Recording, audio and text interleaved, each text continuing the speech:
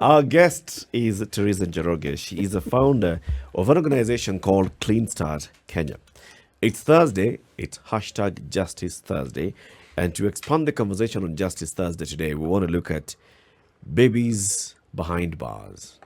So there are very many children who are actually in Kenyan prisons, not because they have been found convicted and sentenced to prison, but because they are children of mothers who are in prison. Teresa, thank you very much for joining us. Good morning to you. Good morning. Thank you for having me. Karibu sana. We call that the hot seat, but because we're talking about babies, we will not make it hot at all. We want to have an interesting, nice, and easy conversation. Thank you, like children. Yes. Tell us about the organization Clean Start. Clean Start is an organization that we had the privilege and honor of setting up post our own experiences as mothers and women within the criminal justice system. So we've been through the arrest, prosecution, conviction with our own children, spent time at the different women prisons here in Kenya, and then got together and said, because of the hardships we experienced, the injustices, and most importantly, what our children had to go through because of our own imprisonment. We've got to change things and make it right. And so Clean Start now works to empower women and children who are impacted by the criminal justice system in the country. Tell us your own story. I worked within the banking sector, and then I got arrested and fraudulently charged. And I say that because it was for a crime that I hadn't committed. The arresting officer knew very well I hadn't committed that crime, but continued to with the prosecution. And I eventually got imprisoned for an entire year at Langata Women Maximum Prison. And I had just been blessed with my firstborn daughter. So I got to serve that sentence with my daughter. A very grueling journey. Through the court system and then our prisons, very tough, very retributive, and then very harsh when it comes to reintegrating back into society. But the impact continues as a mother trying to raise her children, even though I was exonerated, cleared and compensated. The impact continues with my children. So it's a lifelong journey. The thing that let me rephrase this question. When you say it was difficult to be integrated back into society, what are some of the key things that made this integration difficult? The stigma. People fear people coming out of prison for obvious reasons. Prisons are associated with criminals. So the stigma. You cannot easily get a certificate of good conduct, which is a requirement if you're looking for any employment. You do not have any capital. You are not earning any money from the day you got arrested all the way through the criminal justice system to prison. So you're coming out a beggar, you're dependent. And here you are, you need to pay rent, you need to buy food, you're a mother, you need to take care of your child. It becomes very difficult. Now, that's just the external. Internally, you're a broken shell. The trauma of what you've been through from the day you got arrested, going through that court system as a criminal, and then enduring the very retributive penal institution system. I hope I won't be pushing the envelope too much, but could you talk a little bit about the retributive system that we have in our... Yes. The prisons, are a product of, we took over from the British Protectorate when we gained independence. And that was founded on the British common law. So these prisons were ideally, from the buildings themselves, were built by the Brits. And like in most African nations that were colonized, these are buildings that were set up for people who would resist colonialism, yes. Colonial rule. And so, and they were very much geared towards the male population. So coming into this system as a female, in the very first place, they don't cater for the distinctive needs of a female, right from the police cells. As a female, it doesn't cater for you. And then the training is it's very punitive. The training of the officers. Of the officers, Yes. to put in custody these people who are coming in. It's very punitive. And so you come into this system that's not looking at you as a human being, so to speak. It's looking at you as someone who is a danger to society. Now, unfortunately, a huge percentage of those coming into these institutions, unfortunately, are not criminals. They are petty survival offenders. And for some of us, we are victims of the justice system. You've not committed any crime, but because of the injustices within our criminal justice system, you find yourself in this situation. The food you eat, where you sleep, prison is meant to break you. So from the building, from the way you're treated, the language, the culture, everything is meant to break you. Okay. So, I mean, as you speak about this, Teresa, now, with that as an individual, and then here we are introducing children into this. So we already know what happens if you have been convicted in this country as a woman, and let's say you were pregnant at the time of conviction, you will deliver your baby within the system. If you have been convicted at the time where you have a small child under a certain age, you will then serve your sentence with your child. Now, having seen that there are certain provisions that are hugely lacking within the system, how much more then are we looking for that for which is provided for a child? Because this is not the first time that this has been covered. We saw the story that, was reported in the Standard a few days ago, but we've seen stories over the last 10 years easily about the state of children in prisons. What is or not provided for kids? We are a nation that's acting blind to these children because they are there. Women are coming into prisons pregnant. Women are coming accompanied by their children 0 to 4 years to prison. And women are leaving their children on the outside. Before I answer your question, Ndu, I'd like to shed some light on some statistics from our studies. 90% of the women who are in our penal institutions are single and the sole breadwinners of their families.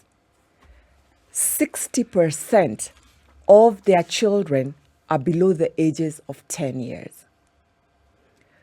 Of the women who come into prison, they're allowed to be accompanied by their children who are aged 0 to 4 years.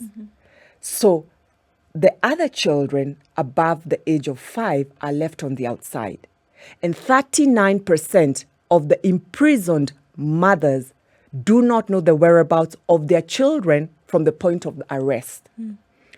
So there are these children, that we have left, whether accompanying their mothers to prison or left on the outside in very traumatic situations.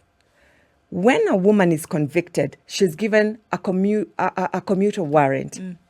That's what allows the officer in charge of the institution to admit this mother. The child does not have that.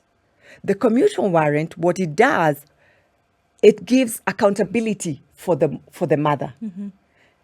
But because the child does not have that, coming to your question, there's no one who's accountable for this child. In prison? In prison. They do not have a commuter warrant. The person who has been sentenced is the mother. That's the person who has been admitted to prison. But she's accompanied by this invisible person who's 0 to 4 years to prison. So legally, there is no recognition that there is a 0 to 4-year-old child in prison. Exactly. And that's where things like the food, proper food, when you think about the child, what they need, especially in the first 1,000 days of this child, which is the brain growth opportunity for any human being. That's the foundation. And whatever is done within this first 2 years of this child then determines the Rest of their lifespan. life, yes. Yeah. So when it comes to healthcare, when it comes to nutrition, when it comes to clothing, when it comes to the rights of this child growing up behind prison, there's no one you can go and So the system, the law and the government does not recognize that there's a child who is maybe 3 months old, a year old in prison. So they don't provide for immunization services. Right. They don't provide for, even by the time they get to weaning, they don't provide for such. They don't provide for diapers and such. they provide for the immunization. But when it comes to the other provisions, it's really dependent on well-wishers. And we know in this country, the Kenya prison sector is one of the most underfunded sector, even for the adults who they're responsible for. How much more so for children who it's a favor for them to accompany their mother to prison. And what really, really hurts, because we're not saying that if you commit a crime, you should not be culpable and responsible for the consequences. The painful part is that a majority of these women are being taken to prison for very petty, mundane reasons. For example, she stole something from her employer because the employer did not pay her salary on time. She was hawking in the streets because she didn't have a license. She was loitering. Now, these crimes essentially warrant a less than 3 years in prison. In essence, by law, they are fit for an uncustodial sentence and a community service order. Imagine the cost of putting this woman behind bars because she did not wear a mask, because there are women behind bars for 5 to 6 months because they were caught without a mask and they couldn't raise a bail of 20,000 bob, vis-a-vis this woman being left to buy a mask or being enabled and supported For 10 shillings. and continue taking care of her children. But now she's being separated from her children because of this mask. And the children, that spiral effect continues. Have we empowered these women? Have we empowered these women by taking them to prison because they were hawking without a license? They were, we cannot arrest, prosecute, convict our social issues. That's why prisons are full of the poor, those who cannot afford legal representation, who cannot pay bail. And then our children, a whole generation is going through very severe and traumatic issues because we've criminalized poverty. And that's the hurtful part. Teresa, there's some statistics that you've given us of, for example, 90% of the women in prison today are single and they were the sole breadwinners for their families. 60% of their children who are not in prison are under 10 years. You've told us that out of the women in prison, 39% don't know the whereabouts of the children that they left outside. So they don't know. Now, do we have statistics of the number of children who have accompanied their parents to prison?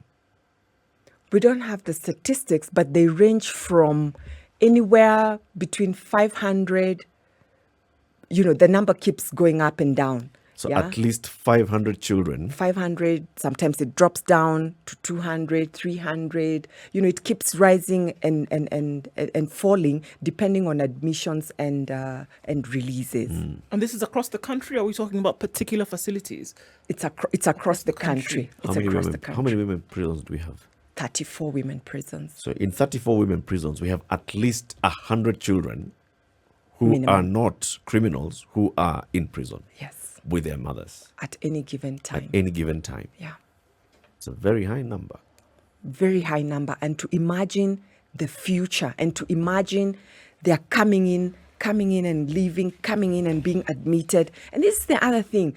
2020, 2021, the numbers of imprisoned women went down because of COVID-19.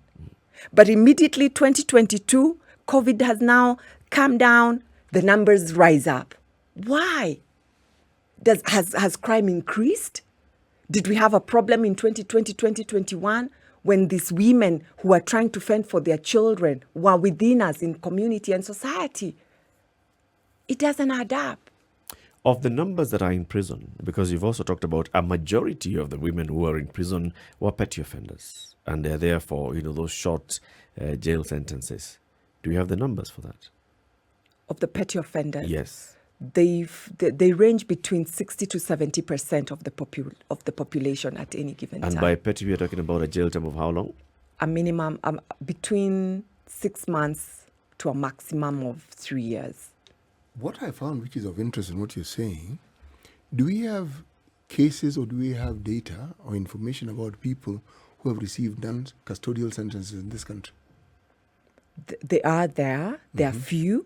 We're still collecting this data and this evidence. We're about to release our first research project in a couple of in a couple of weeks. Yes. So that's the problem. Data has been a big issue in this space. So even for us to prove what our experiences were has taken a while, because this is not an area that is funded and resourced. So very soon we'll have that data, but there are very few, because our courts overuse custodial sentencing. Do we even have a structure that would be able to accommodate non-custodial sentences?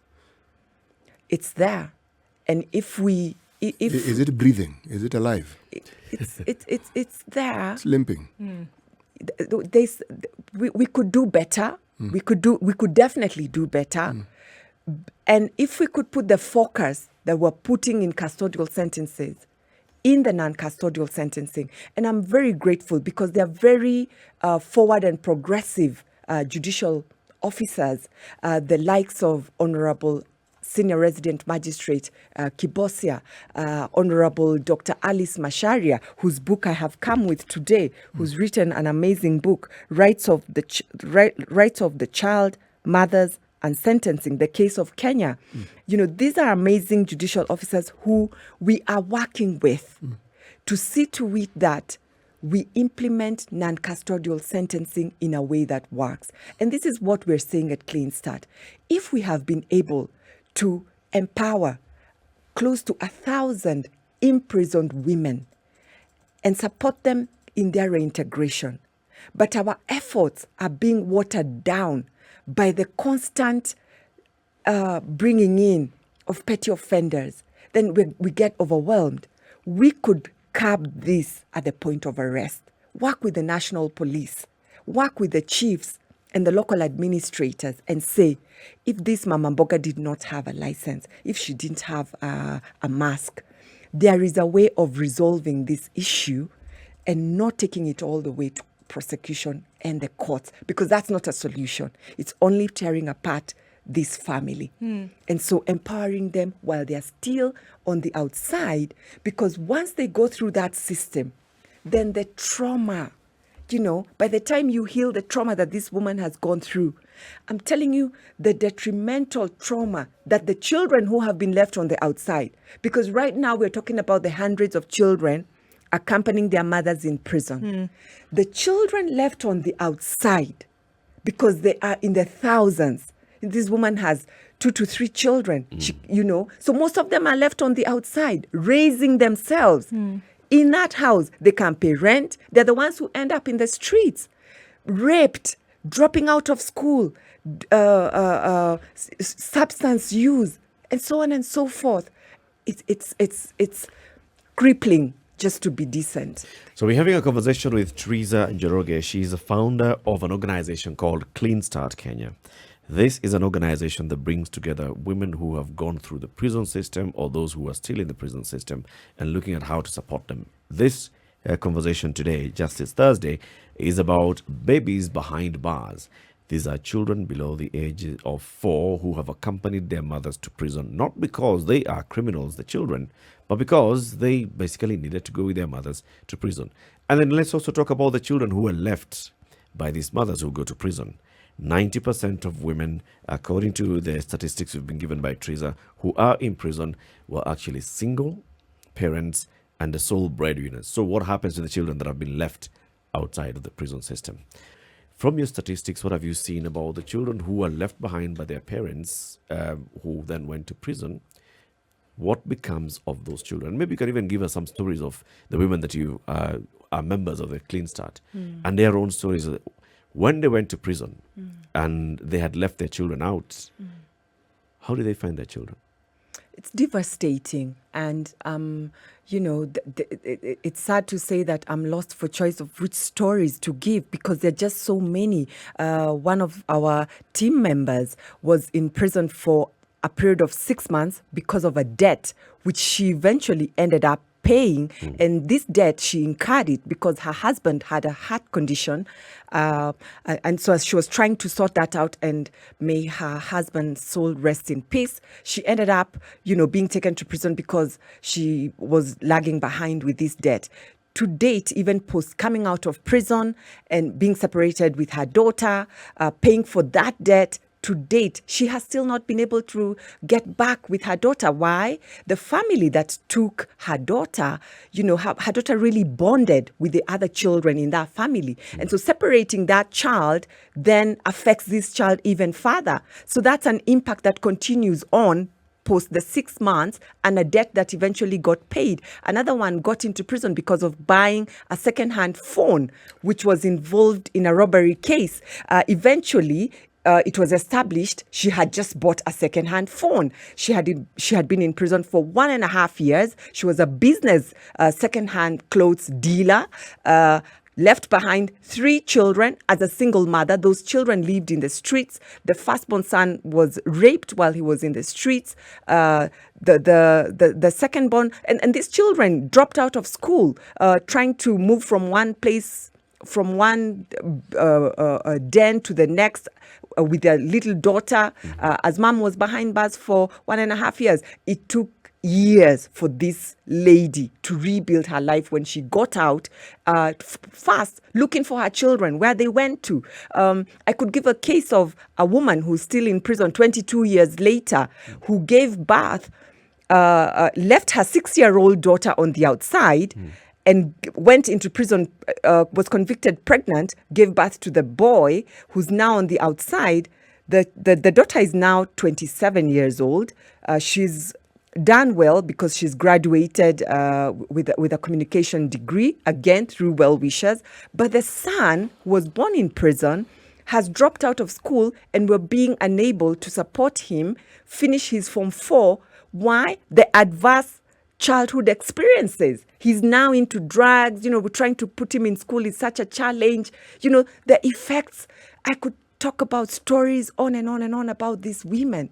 I must talk about the gains, though. Yes. Because we've got amazing people. For example, the late, may his soul rest in peace, Father Peter Mainberg, a Catholic priest who, post my imprisonment, went to Langata Women Maximum Prison and built the first child daycare, so that these children could then have a space where they go to outside the prison walls, and they can see color, they can grow up. Because my daughter, immediately we got out of prison, anytime she would see anyone with other clothes, because she was used to the zebra, prison, exactly. So all these other clothes and the color really, really made her uncomfortable, because those children grow up thinking prison is the world. This is life. Then when they come out into this world, they're like, where is this you've brought me? But Father Peter built the first daycare at Langata, which gives children a good start. And then I must talk about the Africa Early Childhood Network, AFCEN. They've come in, they've partnered with us and other key stakeholders, and we're coming up with the first childcare policy for Kenya Prison Service that will manage, and it's a framework that will help the service handle these children. So there are some strides, beautiful strides and achievements that we've achieved. But it can never How about and I prisons appreciate authorities? that. Is there something positive that you can say that the prisons authorities have done over the years to also, start, even if it's informally, recognizing the children, supporting the mothers who are there with their children? Indeed, a lot, because even we, through the very difficult circumstances were supported by the warders the best they could with the little they have to take care of our own children. And where is this little they have coming from? Because as you say that now, I'm thinking prison warders, obviously in the women's prison, are women, and likelihood that they have their own family. So there's a bit of a sensitivity, or at least empathy, that comes from them. But like you say, this little they have, is it coming from their personal own that they then share, or is it from a kitty that's available within the system? What are we talking about? Yes, I know of prison officers who have gotten into their pocket to get those diapers, to get that milk, and to get whatever it is they can get for these children.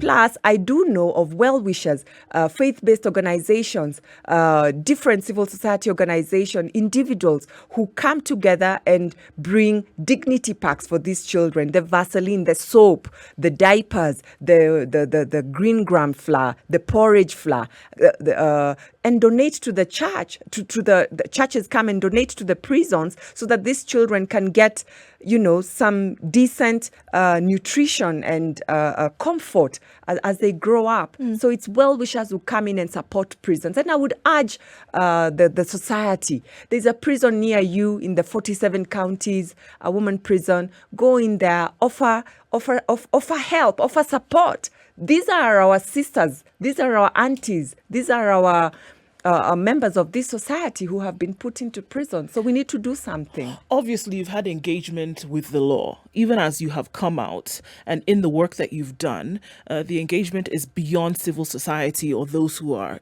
helping out. And there has been legal processes that you've had engagement with. What is the status of the, yes, they've been called forgotten or invisible. But is there at least the recognition that something ought to be done about these children who are in, and also those ones who have been left out when their mothers are incarcerated? Yes, there is. And I'm so grateful years later. By government? By government. Okay. And by government, I mean, for example, the Department of Children's Service, the Kenya Prison Service. Now, through partnership with stakeholders, they have admitted that indeed there is severe and very detrimental impact on these children, and these children in the very first place should not be here.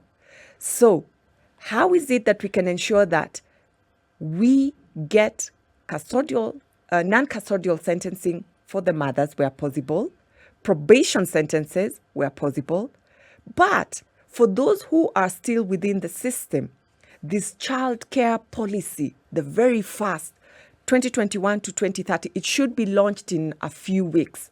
The very first will provide a framework of care. And I cannot forget of amazing partners such as the Kenya Pediatric Association, who have come on board as well to put their weight in to support these children. So there is admission, there is admission, and there is something that is being done for the very first time that we can say, at least there's a framework within which we can work to recognize these children and do something about it. Yeah. How about with the justice system? So we've had conversations here with the executive director of the National Council on the Administration of Justice.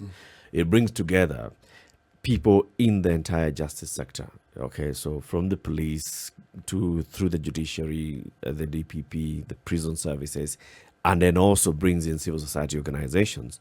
So Clean Start, for example, would participate in these conversations where you raise these issues at the NCAJ or even starting from the court users committees, so that the judiciary, as we wait for ratification of the policy and all, what is it that the judiciary can start doing immediately and have conversations on?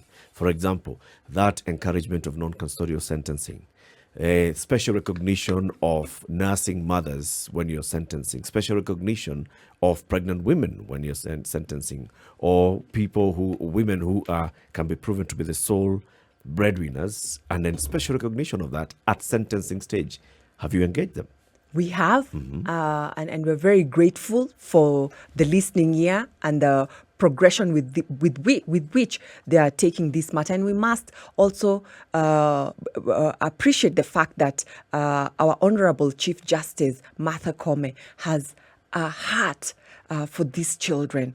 and children generally who are impacted by the criminal justice system, and is doing something about it. So we believe in a few years we'll see a big change. And I must say, even before they get to the judiciary, we can go a step further. The police, at the point of arresting this woman, on that charge sheet or the arrest sheet, you can ask this woman, are you a mother? Are you pregnant? How many children do you have? Do they have a caregiver? Is there a caregiver who can be left with your children? Because when you arrest me and you don't care whether I am pregnant, if you arrest me today as Teresa Njoroge today, you're not just arresting Teresa Njoroge. The impact of you arresting me will also fall on my 2 children. So they should be factored in. At the point when I was arrested and was going through the court case and going into prison, I was pregnant and had a child. That should have been a factor. Being, okay, to them, they found, in the very first instance, they said that I was a criminal before I got exonerated. They should have factored in, I have never had any other, it's first time. Exactly. So those kinds of things should be factored in. Has this woman ever been involved in any criminal activity before? Is she pregnant? Is she a mother? They should be factored in, so that when the magistrate has that file, they know that this is not just Teresa Njoroge. This is Teresa Njoroge, she's pregnant, or she has an infant, or she's leaving behind 4 children. And at that point, make that decision and issue a statement that as she's going in for a custodial sentence, there are 4 children being left behind, and I would like these 4 children taken into X institution for care. So right now, there's nothing like that. They're just left by themselves, or I consider Teresa Njoroge is pregnant and I will defer her sentence for a year or 2 years for her to go give birth, and then we will take up this matter after 2 years. Or, given the nature of the nonviolent crime of not having a mask, or of fighting about a hanging line for clothes, or that she was loitering, or she had brewed changa. This is non-violent, so there's no need. She's no harm to society. So I'm going to give her an uncustodial sentence. All those things can be taken into consideration if, at the point of arrest, our police capture all that. Do we need a law for that? Because when you speak to judicial officers, magistrates, and judges, they say, we are confined by what the law tells us to do. Do we need a law to come in place and say, this is the information that shall go into a charge sheet? Yes. They can, and the judicial officers can bring about that. We are reformists, surely, as a nation. If we are seeing, we who are grown-ups, what the impact of our decisions is having on our children who are under our care. These children are looking up to us, the decisions we make. Then for crying out loud, those are the decisions that we can and should come up with. Teresa, when in your organization and in your interaction with other groups of individuals and institutions, do you also interact with politicians? Let me explain to you why I'm asking the question. Okay, we've been looking and discussing a very interesting matter that relates very directly to our electoral laws and how our politicians have managed to change it rather considerably. In fact, we haven't quite absorbed the import of it. But had this thing come in 2 years ago, I wouldn't have been looking at it in the same way I'm looking at it now, 5 months to an election. But these are the people who change our laws. So if you want changes or a structure that you can bring forth your suggestions on, if it isn't anchored in law, it gets tricky. The magistrates, judges, their hands are tied. Okay? But if there's a law that goes into some nitty-gritty details that caters to some of these things, it becomes a lot easier for someone to make a case for these things. But if it isn't there, it's tricky. So, thank you. Talk to politicians. We will. Engage them more. Yes. We will. Yes. We definitely will. we're still young. We started with the survival bit of things. You know, we're coming out of prison. We don't have food. Bus fare is an issue. Rent. You know, survival. But we're at a place and a situation, even as an organization, where we can now sit on the table and say and engage the politicians to change the laws. So the systemic bit, and it's part of our strategic objective. So we're keen on that. One of the interesting things I found out when talking to people who work in the prison services, what is contained as part of their procurement for things that, for instance, I'm talking specifically about food that people should eat and what people actually eat. Two very different things. But this is something that runs across many government institutions, whether it is schools, whether it is hospitals. Again, the same group of people can be very instrumental in ensuring certain things are done. In the absence of that legal structure, a lot of the changes that we're talking about become very difficult. If it's there, a judge will look at it, they will know, and they can easily say, now, this is how we're going to enforce it. Yes. Indeed. Yes. Indeed. Thank you for that. We will keep pursuing at it, you know, in collaboration with the judicial officers who we have approached and are in agreement, and other players, and engage the lawmakers. Because as you say, if we put it and it's law, whether it's Teresa, whether it's Ndu, whoever it is, it's law. And that's how they'll be treated in future. So we will pursue that. Yeah. Let's do something we hardly do on the show. Actually, I think we've never had this on the show. Listen, today as we speak, there are over 100 children who are in prison. They are not prisoners. They are there accompanying their mothers. Okay? And like you're saying, there's nothing in law that says you shall give them diapers, you shall give them special diet, you shall give them this and the other provisions. So your organization then, I'm sure, is involved in trying to support these children who are in prison. Yes. So how do you raise your funds? How do you raise this kind of support? We fundraise locally and internationally. We speak to faith-based organizations, to corporate bodies, individuals, whoever can support in whichever little way, to buy a diaper, to buy flour that we can take into prisons, porridge flour, to buy, you know, the essentials for a child, their panties, children clothes, whatever a child needs. Whoever can donate that, whether in cash or in kind, can drop at our offices, in Westlands at School Lane, number 31, or we've got a pay bill number 543268, and on that pay bill number, send some donation, and accounts say it's for the children. We then put the donations together and distribute them across the women prisons, Kajiado, Kapenguria, Narok, Busia, Bundanyi, wherever. And they reach these children. And Kenya prisons have an open door policy. You know, they have an open door policy, and they accept and they say, yes, for the sake of these children, we will accept these things so that the children have a good beginning. So people can donate directly to your organization. Yes. And that's coming to your office in Westlands. Yeah. Or what's our pay bill number again? 543268. 543268. Yes. But also at the same time, you've said, if people just went directly to a women's prison and say, I've got children's clothes here and I'd like to donate to the children who are here, the prison's authorities are ready to take. Yes, they do.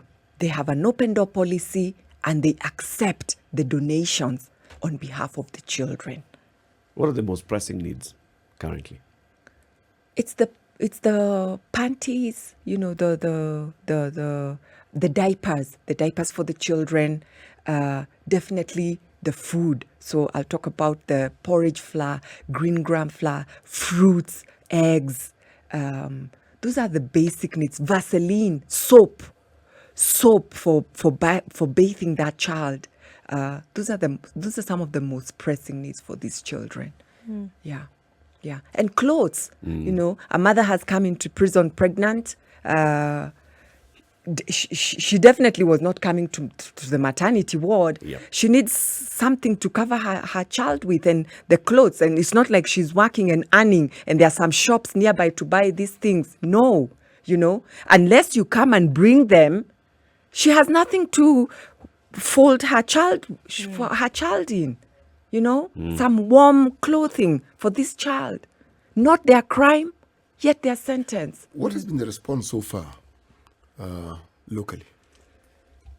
Good, bad, medium, growing, declining? Growing, 1. 2, medium. And I say medium because I know we could do better.